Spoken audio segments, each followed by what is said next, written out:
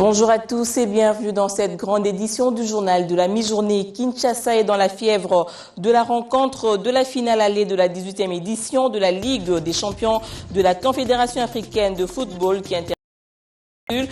UV Club va recevoir Sétif d'Algérie.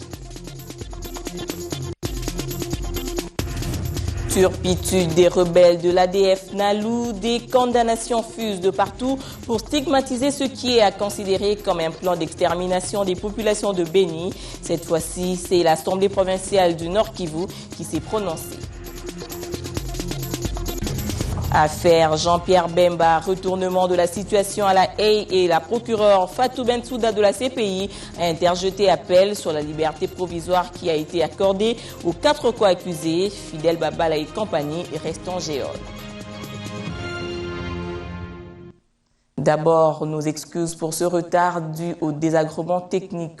La joie de recouvrer provisoirement la liberté n'a duré que l'espace d'un matin pour les co-accusés dans l'affaire Bemba devant la Cour pénale internationale où la procureure Fatou Bensouda s'est opposée à cette libération conditionnelle.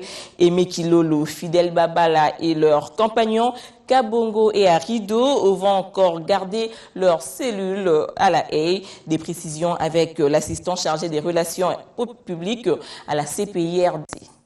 Le procureur de la Cour pénale internationale a interjeté appel contre cette décision de mise en liberté provisoire. Il a introduit donc cet appel devant la chambre d'appel en demandant à la chambre d'appel d'accorder à cette requête en appel un effet suspensif. L'effet suspensif voudrait dire que le procureur demanderait à la chambre d'appel que dans l'attente de son arrêt sur l'appel interjeté contre la décision de liberté provisoire, que la chambre d'appel puisse ne pas permettre que les personnes sortent du quartier pénitentiaire pour jouer dans la liberté provisoire. C'est un peu ce qu'on appelle effet suspensif. Vous ne vous souvenez peut-être plus, cela fait une année jour pour jour depuis que le chef de l'État avait annoncé de grandes décisions à l'issue des concertations nationales. Une année après, des voix s'élèvent pour que toutes les recommandations de ces assises soient appliquées, notamment celles relatives à la mise en place du gouvernement de cohésion nationale. Il faut aussi signaler que l'amnistie, le Conseil économique et social font partie de recommandations déjà appliquées. Autre chose à présent, des effets collatéraux des massacres de la population dans le territoire de Béni par des rebelles ougandais de l'ADF Nalou se sont traduits avant-hier par la prise à partie des éléments de la MONUSCO sur place par des jeunes. Un agissement contre lequel s'est élevé hier Martin Kobler en rappelant que les troupes onusiennes sont là pour l'intérêt de cette même population. Suivez. Après les tueries dans le territoire de Béni, Martin Kobler, chef de la MONUSCO, s'est dit surpris face à la réaction des jeunes qui s'en sont pris à la MONUSCO. Bien que préoccupé par cette situation, il invite les jeunes de Béni à collaborer afin de venir à bout des rebelles ougandais de l'ADF Nalou. Si vous nous attaquez, alors les groupes de jeunes à Béni, c'est dirigé à vous. Alors vous nous empêchez de faire notre boulot ici. Nous devons avoir votre soutien et pas vos attaques des pierres. C'est mon message, c'était mon message aussi à la société civile la semaine dernière, je le répète maintenant. Nous voulons vous soutenir. C'est très important que nous avons notre force, nos civils, la mobilité à Béni, alors de mouvoir, d'avoir des actions conjointes. L'affaire FDLR était également évoquée au cours de cette rencontre avec la presse. Selon le constat fait par les envoyés spéciaux réunis à Luanda lors de la réunion d'évaluation à mi-parcours, il n'y a pas eu de désarmement volontaire, d'où la solution militaire devrait être envisagée. Force négative, il faut neutraliser, il faut éradiquer. À partir du moment où tous les sommets des chefs d'État ont donné 6 mois, il était important de respecter notre parole. Mais cela n'empêche pas, effectivement, à mon avis, de commencer les plans d'opération militaire pour qu'à la fin du délai, les attaques puissent commencer. Mais je pense que ce n'est pas parce que les FDLR n'ont pas respecté leur parole que nous aurions dû réunir la nôtre qui a été effectivement de leur accorder 6 mois. Ils ont souhaité lever le drapeau blanc. Je pense que les 2 mois à venir seront mis à profit par les FDLR pour enclencher ce mouvement de reddition volontaire. Quant à la décision d'expulser le directeur du Bureau conjoint des Nations Unies pour le droit de l'homme, la MONUSCO demande au gouvernement de revenir sur sa décision. J'ai immédiatement déploré cette décision parce qu'il a fait son travail. Avec le rapport de l'ICOFI, cette note verbale est arrivée 2 jours après que nous avons, où Scott Campbell l'a présenté dans cette même conférence de presse hebdomadaire, le rapport de l'ICOFI. Maintenant, j'ai demandé au gouvernement, j'ai parlé aussi avec les autorités, de réviser cette décision. Par ailleurs, le Bureau de coordination humanitaire s'inquiète des déplacements massifs enregistrés ces derniers jours dans le territoire de Béni. D'autres voix s'élèvent également à Béni pour stigmatiser ces massacres que perpètrent les rebelles ougandais, de véritables razzias et crimes. Patrick Kitema. La dernière en date est celle de Maître Mbusanzanzu Yotama, un défenseur de droits humains en ville de Butembo, qui vient de sortir une déclaration écrite interpellant la conscience des autorités ayant dans leurs attributions le maintien de l'ordre public et celle de la MONUSCO qui, 2 fois, se donne théoriquement selon lui la mission de la protection des civils, même si pratiquement on a assisté au contraire. Maître Mbusanzanzu Yotama. La présente déclaration pour nous c'est une dénonciation où nous avons eu à qualifier ces massacres des paisibles citoyens congolais du territoire de Béni et de la ville de Béni d'un complot peut-être monté contre les habitants de cette contrée. Cet activiste de droits humains en ville de Butembo a même émis une série de recommandations. Au gouvernement congolais, nous avons dit qu'il est plus que temps de diligenter une commission ad hoc pour que, du reste, les vrais auteurs de ces massacres soient identifiés et dénichés afin qu'ils purgent leur peine, afin qu'ils soient abandonnés à des appareils judiciaires pour répondre de leurs actes. En ce gouvernement, de chaque fois payer les militaires qui sont en train de se battre bec et ongle pour lutter contre les sécurités en territoire de Béni, de leur payer leur solde en temps utile. Vous vous souviendrez qu'il y a quelques semaines que les femmes des militaires étaient en train de manifester contre un retard d'au moins 3 mois observé dans la remise des soldes de leur mari. Pour l'initiateur de la dernière déclaration, la MONUSCO ne doit pas rester inactive et se limiter chaque fois à constater et déplorer quand il y a perte en vie humaine. Que la dite MONUSCO s'implique donc pratiquement dans la protection des civils, à la population de chaque fois dénoncer tout mouvement suspect. Dans la ville de Goma, l'Assemblée provinciale du Nord Kivu a à son tour désapprouvé totalement la barbarie de l'ADF Nalu dans le territoire de Béni. La plénière d'hier s'est consacrée essentiellement à cette question. Patrick Sialoura. Dans sa communication devant les élus provinciaux, le speaker de l'Assemblée provinciale, Jules Hakizumami, a qualifié ce qui se passe en territoire et ville de Béni du satanisme. Dans la situation que nous traversons aujourd'hui, nous ne pouvons pas croire qu'il s'agit du bon Dieu, mais plutôt du diable qui a agi dans toute sa méchanceté. Il s'agit du drame, du carnage, du massacre de compatriotes congolais, des paisibles et innocents citoyens, des Ngadi, de Oicha, des Ringeti et environ dans la ville et territoire de Béni, qui ont été objets des actes de barbarie indescriptibles de la part des ADF Nalu. Nous sommes dans une situation de guerre qui ne dit pas son nom. Pour vaincre l'ennemi de la paix en RDC, Jules Hakizumami invite la population à la vigilance. Ce tableau tel que peint démontre que réellement nous sommes en situation de guerre. Voilà pourquoi je vous invite à être vigilants tous, travailler la main dans l'unité pour que nous arrivions à vaincre l'ennemi de la paix en République démocratique du Congo en général et particulièrement dans notre province.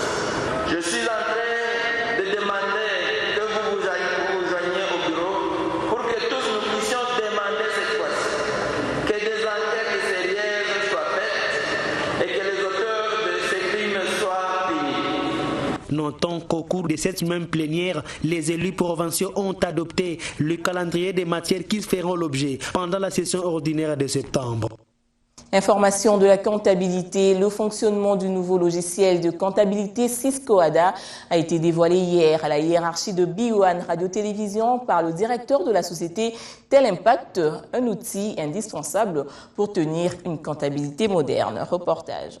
Et le journal approprié Désormais, les administrateurs fiscaux ont une solution pour tenir leur comptabilité avec le nouveau système comptable OHADA. La radio-télé BioOne se met déjà à la pointe. Sa direction générale accélère le processus d'adaptation de sa gestion. Dans cette démarche, le directeur général Guy Toto a eu une séance de travail avec le DG de la société Tel Impact SARL sur le logiciel de comptabilité Cisco OHADA. Présenter une solution de comptabilité en Cisco OHADA. C'est un logiciel qui est sur un cloud public et c'est un logiciel qui permet de tenir sa comptabilité en Cisco OHADA en temps réel. Et cette comptabilité ou le logiciel permet d'aller jusqu'aux états financiers. Donc le bilan, le tableau de formation de résultats. Le DG de Tel Impact, Christian Katende, donne ici les avantages de ce logiciel. Pour ce qui est des avantages, il y a, je dirais, toute une série de raisons qui ont milité pour le système OHADA. Les comptables, les gestionnaires d'entreprise, les administrations fiscales qui connaissent en fait les avantages qu'apporte l'OHADA aujourd'hui, le Cisco OHADA, comparativement au CPCC. Il est beaucoup plus élaboré, il est beaucoup plus détaillé, il donne plus de renseignements sur la vie de l'entreprise. Il offre une lecture plus précise en fait, du fonctionnement de l'entreprise, de son évolution. Signalons que ce logiciel permet de tenir sa comptabilité en temps réel et n'importe où. Détour par Kasumbalesa au Katanga où la SNEL menace de procéder au recouvrement forcé et la mesure touche 800 abonnés qui n'ont pas honoré leurs factures. Les concernés sont conviés d'aller réclamer leurs factures au plus vite. Sito Kumba Boulambo. Les abonnés de la Société nationale de l'électricité, SNEL Katanga, unité de Kasumbalesa, sont menacés de recouvrement forcé suite au non-paiement des factures antérieures. Une commission mixte technique et commerciale est venue de Lubumbashi a procédé à cette mission très spécifique de contrôle et débranchement des abonnés qui ne sont pas en ordre avec la société sur leur réseau. Après ces contrôles par la commission ad hoc, l'on a enregistré plus ou moins 800 qui n'ont pas encore payé d'autres factures de mois antérieurs. 800 abonnés fictifs qui ne sont pas reconnus à la société, mais ils sont branchés sur le réseau. Notons par ailleurs que cette commission a lancé comme message aux abonnés qui sont touchés de cette mesure d'aller faire une réclamation auprès du chef d'unité de la Société nationale de l'électricité Kasumbalesa, muni de leurs factures ou documents. Et ceux qui ne sont pas reconnus, c'est le moment de remplir les conditions de se faire abonner à cette société. Il faut nous rappeler que Kasumbalesa compte plus ou moins 28 transformateurs. La SNEL seule a 5 transformateurs. Les 23 sont pour le privé. Cette unité a plus ou moins 2000 abonnés reconnus. Seul le contrôle peut diminuer le déclenchement à tout moment. Partenariat original, un protocole d'accord vient d'être signé aujourd'hui entre le ministère de l'enseignement primaire, secondaire et professionnel et la structure d'éveil de conscience patriotique BISSO. L'objectif de cet accord est l'organisation par BISSO des concours d'émulation à caractère divers dans les écoles.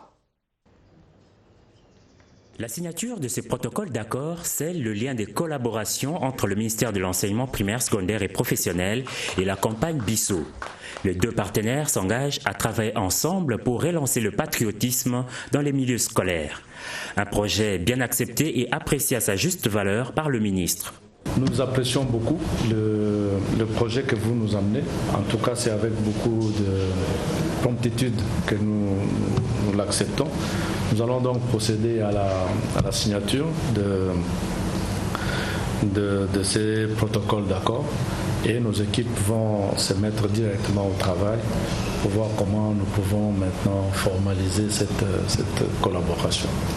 L'initiateur de la campagne BISSO, l'ambassadeur Jean-Pierre Moutamba, qui s'estime honoré, dit soutenir par cette campagne les actions menées par le ministre. C'est une pierre que nous apportons à votre édifice et comme on dirait de l'eau qu'on amène à votre moulin parce qu'en réalité vous avez déjà presque tout fait.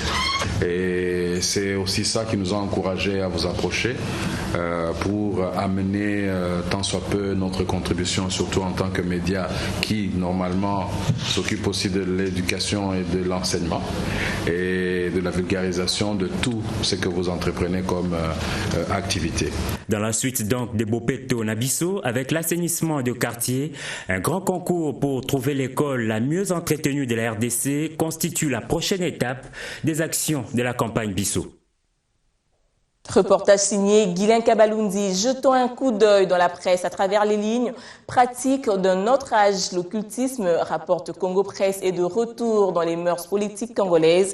Comment se sortir de ce drame, sinon par une catharsis qui va plonger ses racines dans les profondeurs culturelles d'une Afrique qui cherche à s'émanciper grâce à une éducation et une instruction à même d'assumer la visibilité de son identité propre tout en s'ouvrant à d'autres valeurs et en fait des preuves ailleurs.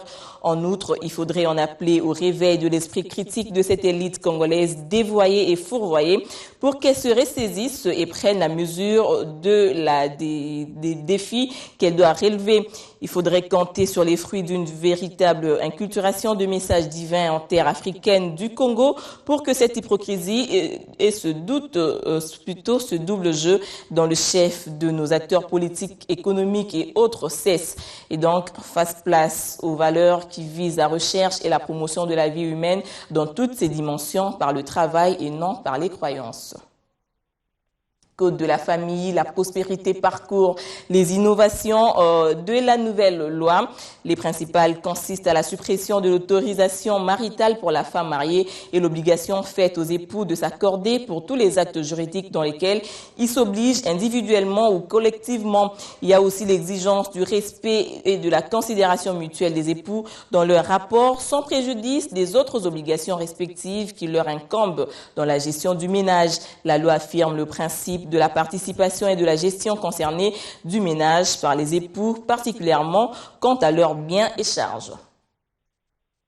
En sport, football, à quelques heures de la rencontre V-Club Sétif dans le cadre de la 18e finale de la Ligue des champions de la CAF, les préparatifs de la confrontation vont bon train. Les Algériens sont attendus demain à Kinshasa et le stade Père-Raphaël de la Queutule est en réflexion sur le terrain. Les V-Clubiens s'activent pour que le club vert et noir ait une place au soleil.